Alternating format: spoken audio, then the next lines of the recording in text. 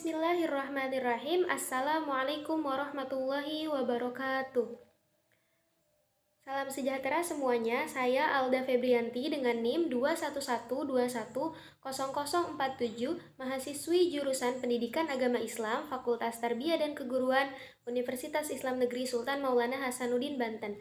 Saya akan menjelaskan mengenai evaluasi kurikulum sebagai tugas mata kuliah pengembangan kurikulum dengan dosen pengampu Dr. Helna Nelis MPD. Baiklah, pada pembahasan kita kali ini saya akan membahas mengenai pengertian kurikulum, tujuan, fungsi dan manfaat kurikulum, langkah-langkah evaluasi kurikulum, strategi evaluasi kurikulum, serta macam-macam evaluasi kurikulum. Maka dari itu, saya harap teman-teman dapat memperhatikan dengan baik agar penjelasan yang saya berikan dapat dipahami dengan baik pula. Evaluasi kurikulum merupakan tahap akhir dari proses pengembangan kurikulum. Sebenarnya, apa sih pengertian dari evaluasi kurikulum itu? Dalam buku Curriculum Planning and Development menjelaskan, evaluasi kurikulum adalah proses untuk menilai kinerja pelaksanaan suatu kurikulum.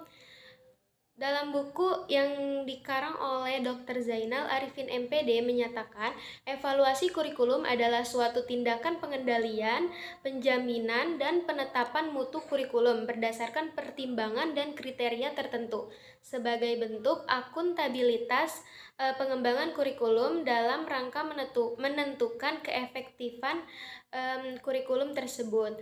Namun, dari apa yang telah dijelaskan oleh pendapat para ahli tersebut, dapat saya simpulkan bahwa evaluasi kurikulum merupakan kegiatan pengamatan atau penelitian tentang baik atau buruknya, efektif atau tidaknya, kurang atau lebihnya suatu rencana pembelajaran, isi, metode yang disampaikan dalam penyelenggaraan pembelajaran.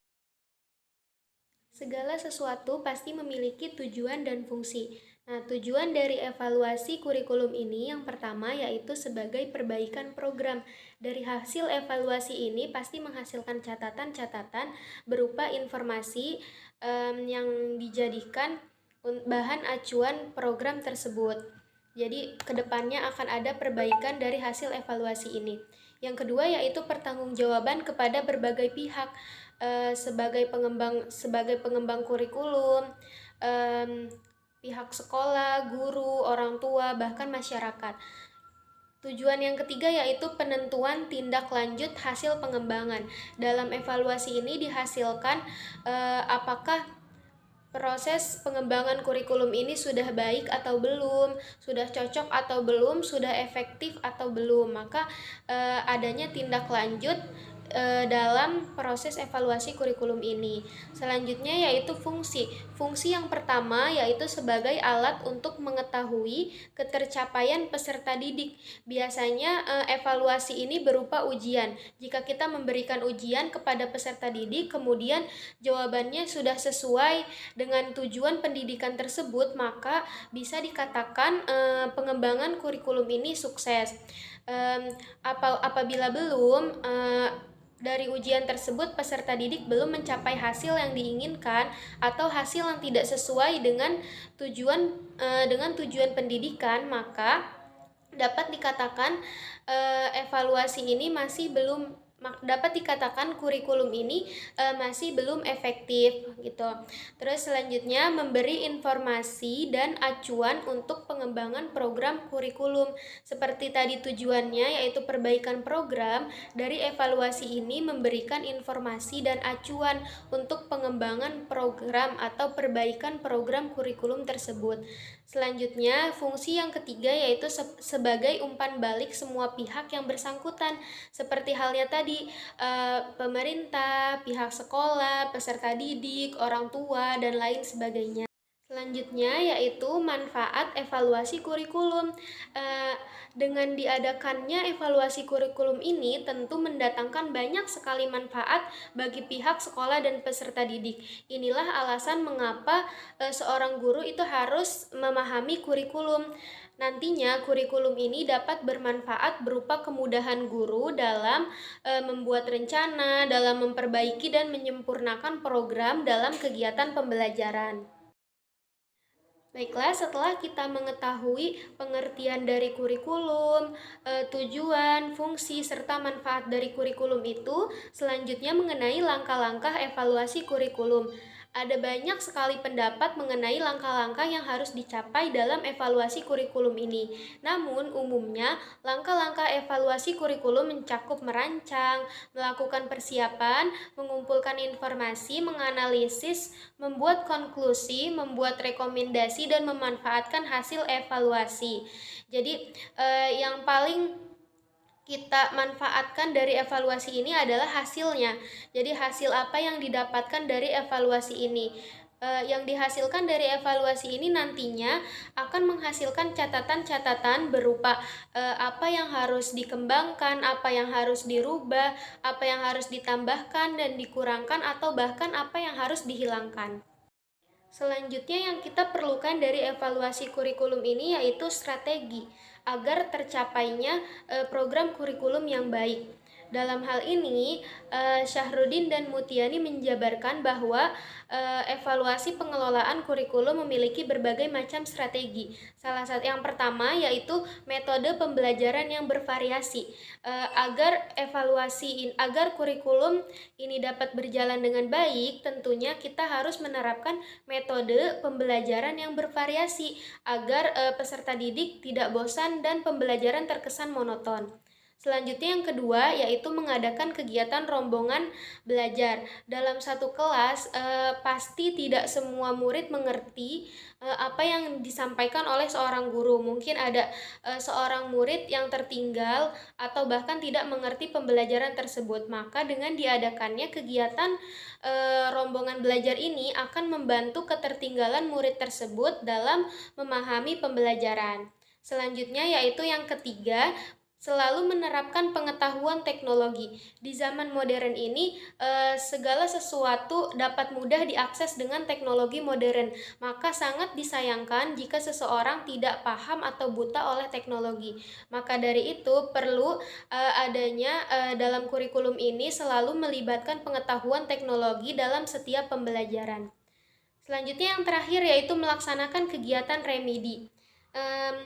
Jika tadi evaluasi dilakukan dengan cara ujian, maka perlu juga adanya remedi untuk memberi kesempatan kepada peserta didik dan untuk memperbaiki hasil kerjanya.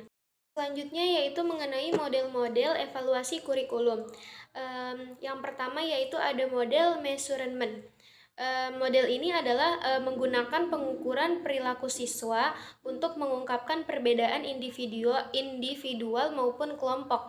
Jadi dalam hal ini fokus kita kepada perbedaan antara individu satu dan individu yang lain, atau kelompok yang satu dengan kelompok yang lain. Dalam hal ini juga fokusnya pada kognitif. Misalnya ada suatu program baru, kemudian kita menerapkan program yang lama kepada satu individu atau kelompok dan menetapkan satu program baru kepada individu atau kelompok yang lain. Maka dari situ kita nilai setelah program itu diterapkan, mengalami proses serta menetapkan hasilnya, maka dari situ kita akan menilai kira-kira apakah metode yang lama dengan yang baru lebih cocok yang mana gitu di antara para siswa tersebut.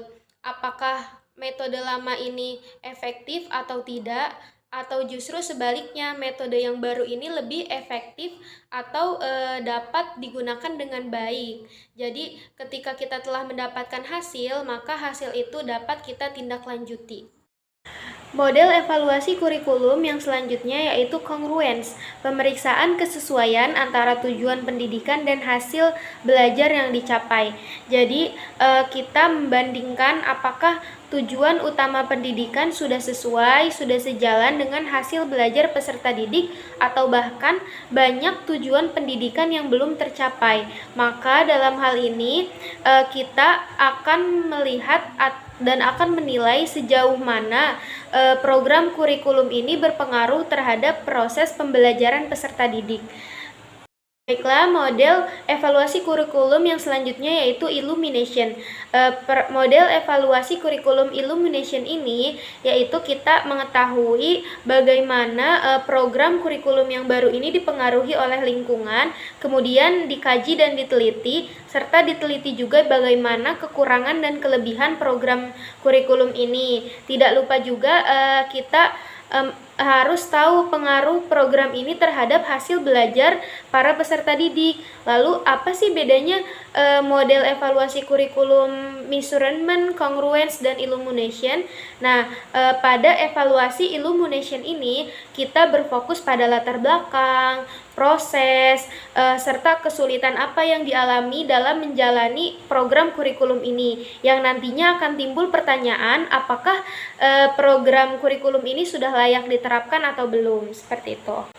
Model evaluasi kurikulum yang terakhir yaitu Educational System Evaluation atau evaluasi dengan cara membandingkan performance setiap dimensi program dan kriteria. Jadi pada model evaluasi kurikulum ini mencakup secara keseluruhan mulai dari input, seperti menginput latar belakang, perencanaan, serta proses evaluasinya, serta hasil dari evaluasi tersebut gitu. Jadi dapat dikatakan model evaluasi kurikulum Educational System Evaluation ini adalah model evaluasi kurikulum yang sangat umum. Baiklah, mungkin sekian pemaparan materi yang dapat saya sampaikan. Kurang dan lebihnya saya mohon maaf yang sebesar-besarnya. Wabillahi taufik wal hidayah. Wassalamualaikum.